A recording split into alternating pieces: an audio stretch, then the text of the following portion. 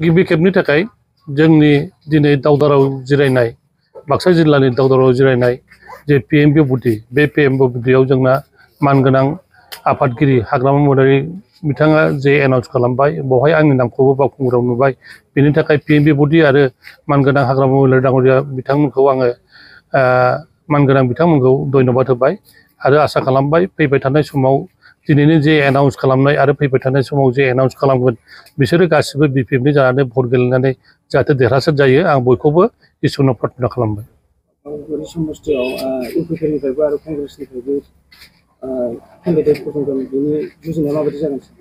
निश्चय गणतन्त्रआव बयहाबो गेलेनो राइट दं दा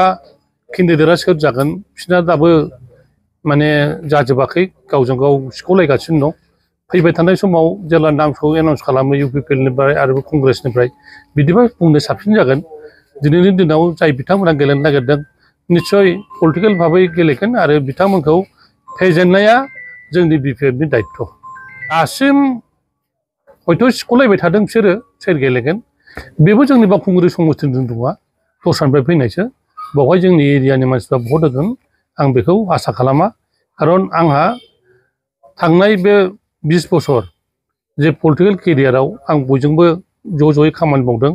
आरो मोजाङैनो खामानि मावदों हयथ' मोनफा मोननै फिसा फिसौ लामाफोरखौ आं खामानि मावनो हायाखै बिनि थाखाय आङो दुख प्रकास खालामदों खारन बे साराय बोसोर 5 बोसोराव इउपिपिएलआ जोंनो मोनसेबो खामानि मावनो जेबो स्कप होखायाखै आरो बिथांमोनाबो